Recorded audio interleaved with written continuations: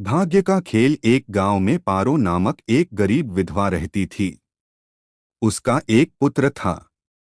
वह इतनी गरीब थी कि घर में 4 बर्तन भी ढंग के नहीं थी। लड़का अभी छोटा था। पारो ने बड़े प्यार से उसका नाम नसीब सिंह रखा था। मगर वह इतना बदनसीब था कि उसके पैदा होने के कुछ समय बाद ही एक बीमारी से उसके पिता की मृत्यु हो गई। पारो घरों में चौका बर्तन आदि करके उसे पाल रही थी। उसे पक्का विश्वास था कि नसीब सिंह बड़ा होकर उसके सारे संकट दूर कर देगा और उसका बुढ़ापा चैन से गुजरेगा। इसी आस में रात दिन मेहनत करके वह अपने बेटे को पाल रही थी।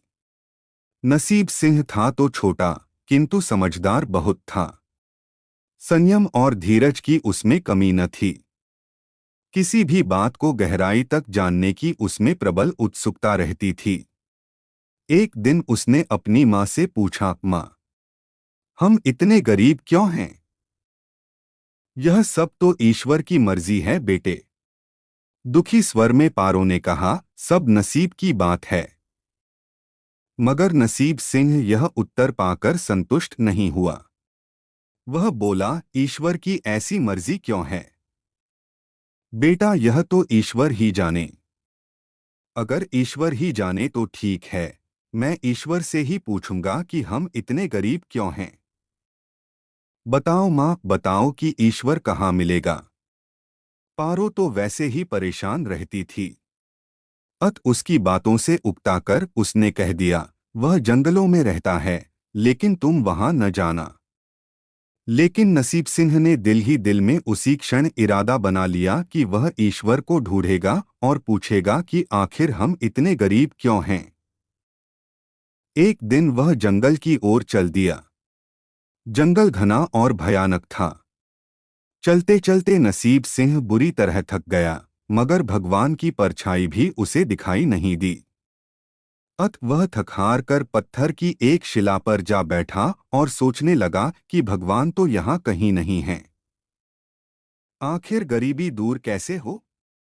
तभी संयोगवश मृत्यु लोक का भ्रमण करते करते शिव पार्वती उधर ही आ निकले। उन्होंने बच्चे को वहां बैठे देखा तो उन्हें बड़ा अचरज हुआ कि यह अबोध बालक इस बीहड़ जंगल में बैठा क्या कर रहा है। भगवान शिव ने बालक से पूछा, तुम कौन हो बालक, और इस जंगल में बैठे क्या कर रहे हो? मैं ईश्वर को ढूंढ रहा हूँ। ईश्वर को? पार्वती चौंकी और पूछा, मगर क्यों? ईश्वर से तुम्हें क्या काम है? मैं उनसे पूछना चाहता हूँ कि हम इतने गरीब क्यों हैं, दूसरों की तरह हम पर भी भाग्य की कृपा क्यों नहीं है। नसीब सिंह ने निर्भीकता से उत्तर दिया। माँ पार्वती और भगवान शिव उस बच्चे का साहस देखकर बहुत प्रसन्न हुए। माँ पार्वती तो करुणा की सागर है। उन्हें उस बच्चे पर बड़ी दया आई और भगवान शिव से मुखातिब होकर बोली, प्रभु, इस बालक का कुछ कीजिए। हम कुछ नहीं कर सकते पार्वती, क्योंकि इसके भाग्य में यही सब लिखा है। भाग्य देवता के लेख के अनुसार इसे ऐसा ही जीवन भोगना है। नहीं नहीं स्वामी, आपको कुछ करना ही होगा। माँ पार्वती हठ करने लगी। जिद न करो पार्वती। यदि हम उसे कुछ दे भी देंगे तो वह इसके पास नहीं रुकेगा। इसे वैसा ही जीवन जीने दो जैसा भाग्यदेव चाहते हैं। नहीं प्रभु, इसकी गरीबी दूर करने के लिए आपको इस पर कृपा करनी होगी। जब मां पार्वती जिद करने लगी तो भगवान भोले शंकर ने बच्चे को एक हार दे दिया। हार पाकर नसीब सिंह बहुत प्रसन्न हुआ और खुशी खुशी अपने घर को चल दिया। मां पार्वती संतुष्ट थी कि उन्होंने एक अबोध बालक की मदद की और अब उसके दिन सुख से कटेंगे। लेकिन त्रिकालदर्शी भोले बाबा जानते थे कि यह हार उसके पास रहेगा ही नहीं। चलते चलते नसीब सिंह के पेट में अचानक दर्द उठा और वह शौच के लिए इधर-उधर देखने लगा। उसने भगवान शिव का दिया हार पत्थर की एक शिला पर रख दिया और झाड़ियों के पीछे चला गया। तभी एक चील कहीं से उड़ती हुई आई और उस हार को उठाकर उड़ गई। अरे मेरा हार! सब कुछ भूलकर लड़का चील के पीछे भागा। मगर कब तक वह चील का पीछा करता, कैसे पकड़ता उसे? एकाध बार पत्थर उठाकर उसने चील को मारने की कोशिश की, किंतु चील अधिक ऊंचाई पर थी।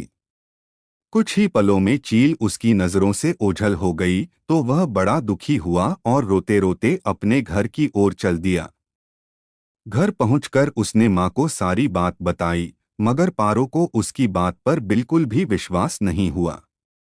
हाँ, उसकी बात सुनकर थोड़ी सी उदास अवश्य हो गई, लेकिन नसीब सिंह माँ की उदासीनता देखकर हतोत्साहित नहीं हुआ।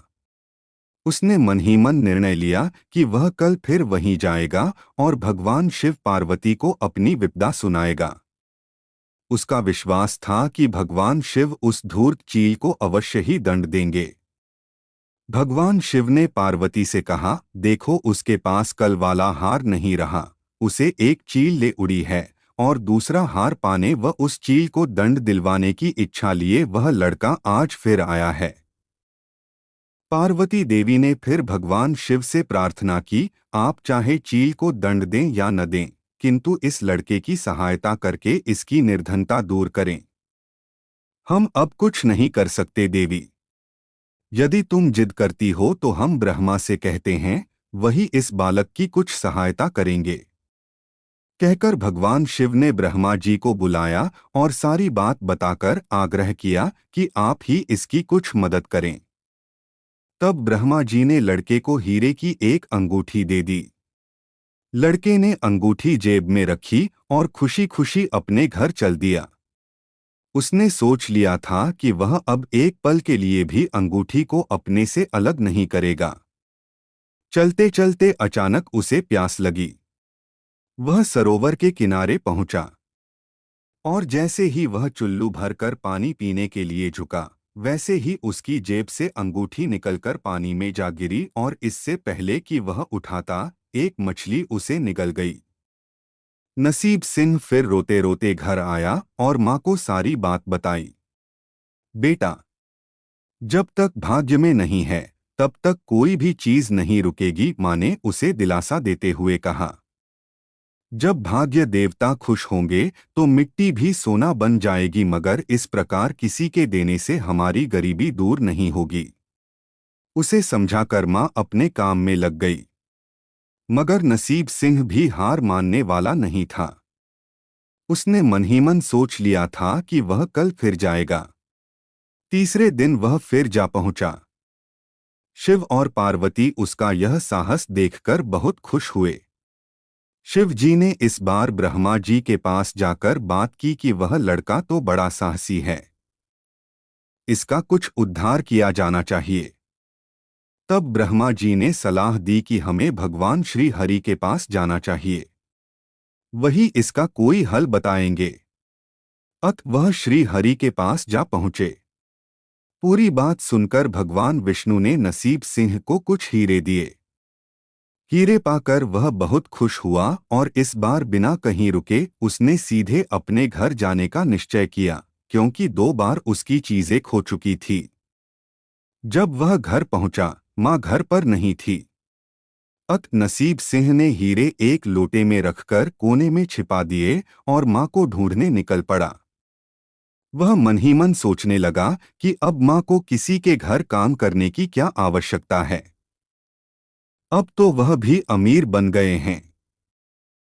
उधर पीछे से चोर उसके घर में घुसे और जो भी सामान हाथ लगा लेकर भाग निकले। उस सामान में लोटा भी था जिसमें हीरे रखे थे। जब वह माँ के साथ वापस आया तो देखा कि हीरे गायब थे। इतना ही नहीं, घर का दूसरा सामान भी गायब था।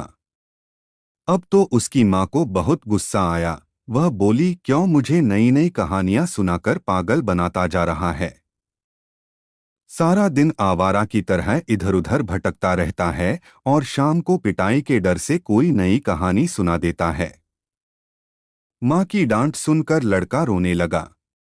वह तो केवल वही जानता था कि जो कुछ भी उसने बताया था वह सत्य था।